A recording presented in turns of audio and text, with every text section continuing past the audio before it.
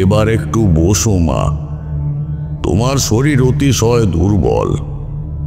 বিশ্রাম নিয়ে যা যা ঘটেছে সব খুলে বলো আমাকে। আমার দাদা শ্বশুরের বাড়ি দার্জিলিংয়ের ডাকদহতে। চা বাগানে ঘেরা মনোরম গ্রাম্য পরিবেশে আমাদের দিনগুলো ভালোই কাটছিল। একদিন কাজের মেয়ে চম্পার সাথে ওদের বস্তিতে ঘুরতে গেলাম। গ্রামবাসীদের সেই চমৎকার ব্যবহার আর সেই চোখ জুড়ানো প্রাকৃতিক সৌন্দর্য আমায় ভীষণ আকর্ষণ করেছিল। প্রত্যেক দিন সকালে চম্পা এসে আমায় বেড়াতে নিয়ে যেত। পাহাড়ে তো দুপুরটাই বিকেল, তারপরেই তো ঝুপ করে সন্ধ্যা নেমে যায়। একদিন আমার স্বামী জরুরি কাজ নিয়ে কার্শিয়াং গিয়েছিলেন। আমি একাই সন্ধ্যের মুখে ওই পাহাড়ের নির্জন পথে হাঁটতে বেরোলাম। চম্পা তখন রাতের রান্নায় ব্যস্ত। আসলে ও তো রোজ সন্ধ্যার সময় রান্নার কাজ সব কিছু মিটিয়ে নিজেদের বস্তিতে চলে যেত, তাই জন্যই। সে যাই হোক, পাহাড়ের ধাপে ধাপে চা বাগান, চারপাশে সবুজ নিবিড়, সেই সবুজ নিবিড় অরণ্যে ঘেরা চড়াই উতরাই আলো আধারের মধ্যে দিয়ে আমার হাঁটতে না বেশ ভালো লাগছিল। চারদিকটা তখন নিঝুম নিস্তব্ধ। হাঁটতে হাঁটতে দূরে পাইন বনের দিকে চোখ চলে গেল। দেখলাম একটা রাত চড়া পাখি ডানা মেলে গাছগাছালির মাথা ছুঁয়ে খিখি শব্দ করে উড়ে যাচ্ছে। অত দূর থেকেও পাখিটার ওই ডানা ঝকটানোর শব্দটা আমি স্পষ্ট শুনতে পেলাম। দেখে মনে হলো পাইন বনটা যেন হঠাৎ আমার খুব কাছে চলে এসেছে। ভাবলাম স্বপ্ন দেখছি বুঝি। নিজের গায়ে একবার চিমটি কেটে পরখ করেও দেখলাম পাইন বনটা আমার কাছে নয়, আমি যেন কেমন ঘোরের ভিতর পাইন বনের কাছে চলে এসেছি। কিন্তু পরক্ষণেই আবার মনে হলো না না, পাইন বনের দূরত্ব তো অনেকটা, এতখানি পথ আমি কি করে পেরিয়ে এলাম? এ যে অসম্ভব। তবে কি কেউ আমাকে এত দূরে নিয়ে এলো? কিন্তু তাই বা কি করে সম্ভব হবে? আমি তো বাড়ি থেকে একাই বেরিয়েছিলাম, অন্যমনস্ক হয়ে পড়েছিলাম। হ্যাঁ, আমি কিছু বুঝতে পারছিলাম না। কথাগুলো ভাবতে ভাবতে আমি কেমন অন্য জগতে চলে গিয়েছিলাম। হঠাৎই একটা খচখচ করে আওয়াজ হলো। আমি হুঁশ ফিরে পেলাম।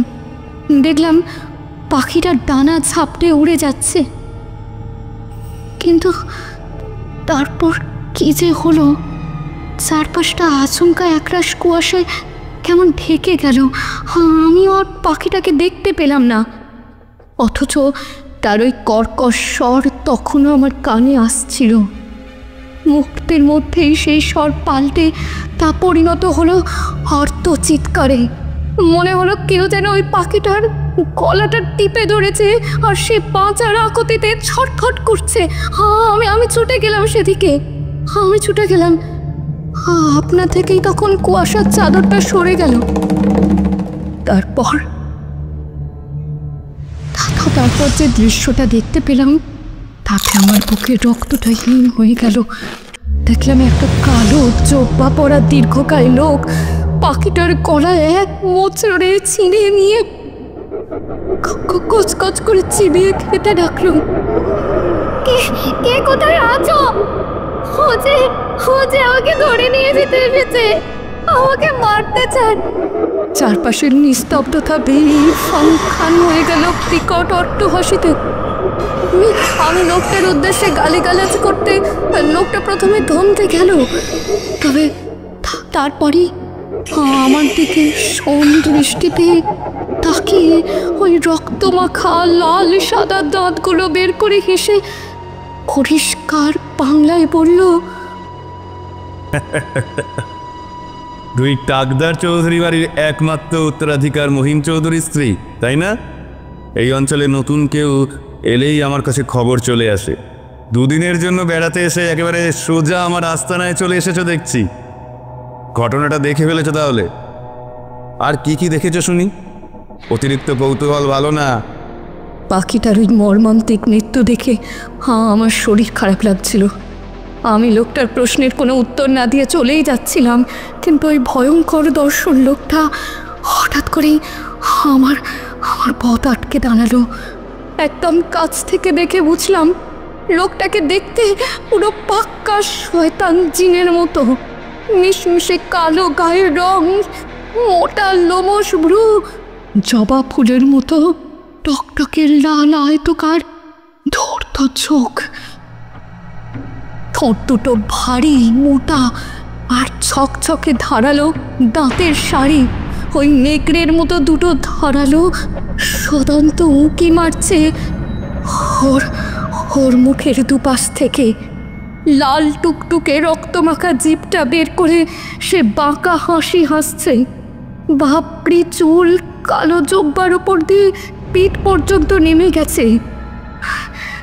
কানে মাখড়ি, গলার শয়তানের মুখ আঁকা গোল তাবিজের মালা। হঠাৎই ওর মুখের আদলে কেমন একটা পরিবর্তন ঘটে গেল। চোখ মুখ যেন নেকড়ের মতো হিংস্র। আমি যে বাড়িতে নেই, চম্পা সেটা ওদিকে টের পেয়েছিল। আমাকে খুঁজতে খুঁজতে সে পাইন বনের কাছে চলে এলো। আর লোকটা চম্পাকে দেখে খানিকক্ষণ ক্রুদ্ধ দৃষ্টিতে তাকিয়ে রইল। চম্পা ভয়ে কাঁপতে কাঁপতে অনুনয় বিনয় করে বলল, बीबी जी को छोड़ दीजिए बाबू साहब, कृपा करके छोड़ दीजिए। आपके बारे में उसे कुछ मालूम नहीं था। কিন্তু লোকটা চম্পার কথা গ্রাহ্যই করল না। শয়তানটা আমার হাত ধরে হ্যাঁচকা টান মেরে রাগী গলায় হিন্দি বাংলা মিশিয়ে বলল, একবার যখন আমার ঠিকানায় এসে পড়েছিস তোর মুক্তি নাহি। तू जहां भी जाएगी मेरे परछाई तेरे साथ चलेगी। কথাগুলো বলতে বলতেই বিশ্রী হাসিতে ফেটে পড়ল ওই অদ্ভুত বিকট দর্শন লোকটা। চম্পার অনেক অনুরোধ উপরোধের পর লোকটা আমাকে তখনকার মতো ছেড়ে দিল বটে, কিন্তু ওখান থেকে চলে যাওয়ার মুহূর্তেই পিছন থেকে আবার এক প্রস্তুত বিকট হাসি হাসতে হাসতে পাইন বনের ভিতর কোথায় যেন অদৃশ্য হয়ে গেল। ওদিকে সন্ধ্যা গড়িয়ে রাত হয়ে গেল, কিন্তু চম্পা যে কিছুতেই আমাকে একা রেখে বস্তিতে যেতে চাইল না। আমাকে বারবার সাবধান করে বলল, ও খুব খতরনাক আদমি আছে বিবিজি, তুমি একা কোথাও যেও না। রাতে আমার স্বামী বাড়ি এলে ঘটনাটা খুলে বলে ওকেও সাবধান করে দিল। ওই দিন থেকেই আমার সঙ্গে না এরকম সব অদ্ভুত ঘটনা ঘটতে লাগলো। দিনে রাতে সব সময় যেন দুটো রাগী লাল চোখ আমাকে তাড়া করে বেড়ায়। আমার এই দুর্দশা দেখে না চম্পা একদিন আমার স্বামীকে পরামর্শ দিয়ে বলল, भैया भाभी जी को लेकर तुरंत कलकत्ता वापस जाओ, यहाँ रहना ठीक नहीं होगा। ওই দিন থেকেই আমি একা ঘরে থাকলে ওই অদ্ভুত দর্শন লোকটার ওই কুৎসিত বিকট হাসির শব্দ শুনতে পাই।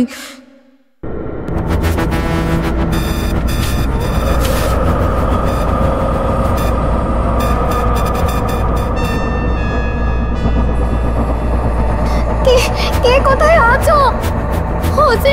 হোজে আমাকে ধরে নিয়ে যেতে এসেছে, ওকে মারতে চায়।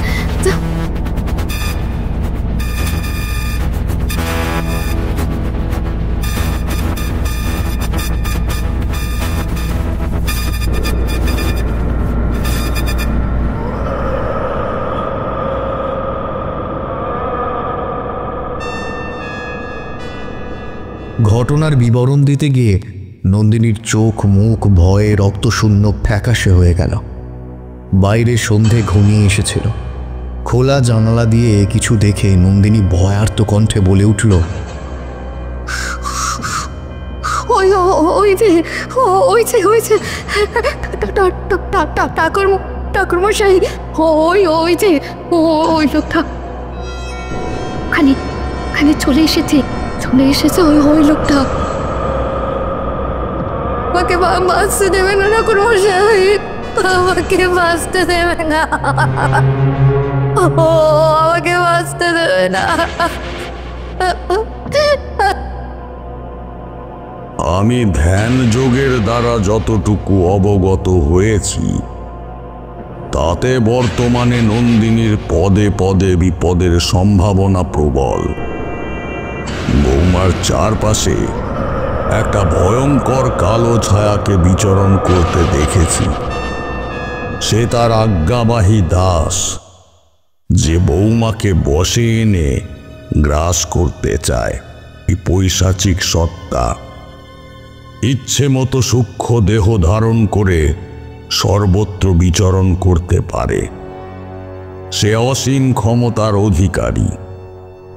তাগদহের পাইন বনের যে ঘটনার কথা বৌমা আমায় বলেছেন তা কেবল তার সাথেই ঘটেনি, ইতিপূর্বে আরও অনেকের সাথেই ঘটে গেছে। এরা সকলেই বিবাহিতা নারী।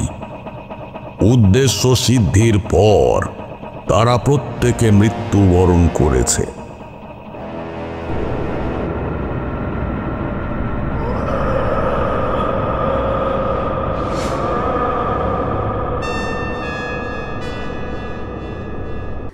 কে মরতে চায়, কেন ধরে নিয়ে যাবে ইত্যাদি কথা জিজ্ঞেস করেও কোনো উত্তর পাওয়া যায়নি ঠাকুরমশাই। এত উতলা হয়েও না নৃপেন, তুমি নিশ্চিন্তে ঘরে যাও। কাল ভোরে এসে আমায় ডেকে নিও, আমি প্রস্তুত থাকব। বৌমার ওপর একটা কালো ছায়া ভর করেছে। সে ইচ্ছে মতো তাকে চালনা করে ওকে যে কোনো মুহূর্তে বাড়ি থেকে বের করে নিয়ে যেতে পারে। আমি বৌমাকে আপাতত কয়েকদিনের জন্য বেঁধে দিচ্ছি। প্রত্যহ সকাল বা সন্ধ্যায় স্নান করে দেবালয়ে বসে শুদ্ধ বস্ত্রে শুদ্ধ দেহে 3 বার এই স্বয়ং সিদ্ধ মন্ত্রটি পাঠ করে 5 বার বুকে ফুঁক দিও মা। তাহলে পরবর্তী 24 ঘন্টা তুমি সুরক্ষিত থাকবে।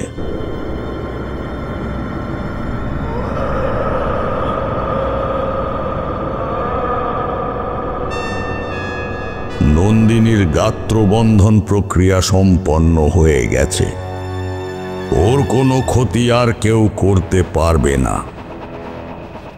বৌমার জন্মলগ্নে তিথি, নক্ষত্র, গ্রহের অবস্থান সম্পর্কে অবিলম্বে অবহিত হওয়া বিশেষ প্রয়োজন। আমি সময় মতো গণনা করে দেখে তোমাকে খবর দেব। যাকে সন্ধে গড়িয়ে রাত হয়ে গেল, যাও বৌমাকে সাবধানে বাড়ি নিয়ে যাও।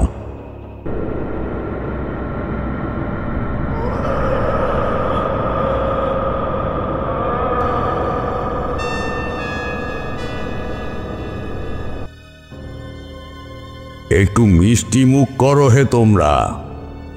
আমি ততক্ষণে পঞ্জিকার সময় সারণীর সাথে নন্দিনীর জন্মসালটা মিলিয়ে দেখি।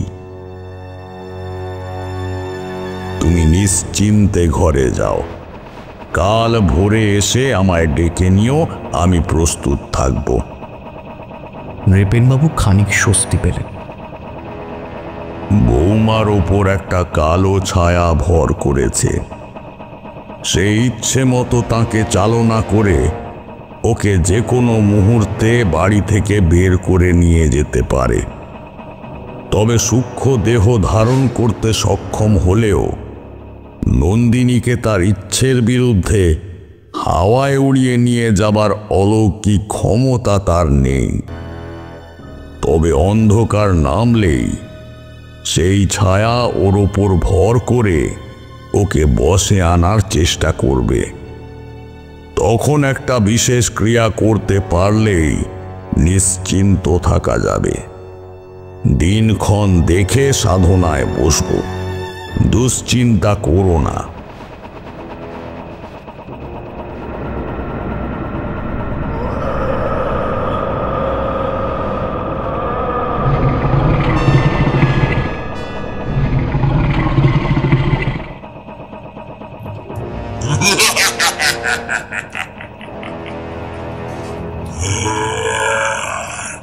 এখনই যাও, দিদিকে মেরে ভালো। আমি এখন এই মুহূর্তেই ওর রক্ত খেতে চাই। আজই ওকে আহুতি দেব, আবার একে একে বাকি সবাইকে গ্রাস করব। ওদের রক্ত পান করে আমি হব এই জগতের একচ্ছত্র অধিপতি। আমি হব অন্ধকারের দেবতা। আমি সর্বজ্ঞ, সর্বশক্তিমান। তমাম দুনিয়া থাকবে আমার হাতের মুঠোয়।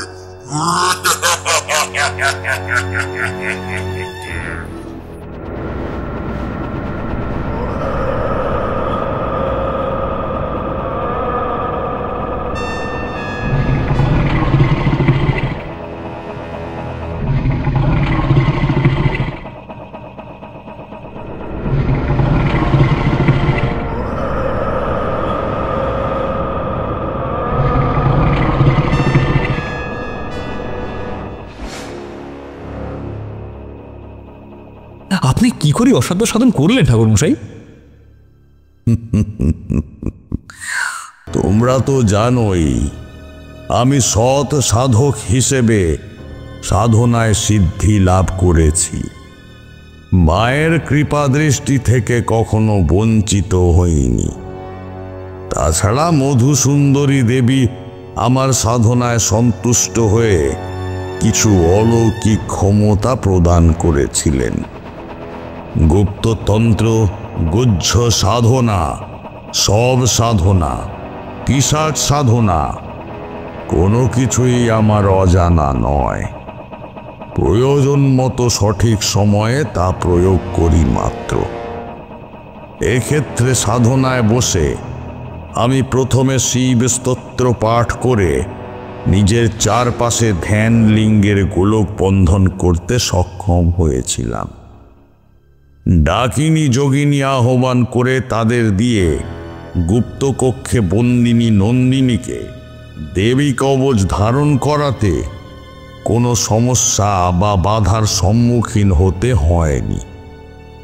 বাকি বন্দিনীদের কানেও ওরাই আত্মরক্ষার বীজ মন্ত্র দিয়ে এসেছিল।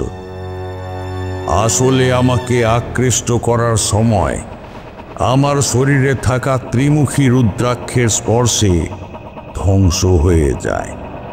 অপরদিকে নন্দিনীর ধারণ করা দেবী কবচের প্রভাবে শয়তানের শক্তি লোপ পেয়েছিল। এরপর খুশির বন্যা বয়ে গেল মহিমদের তাকদার বাড়িতে।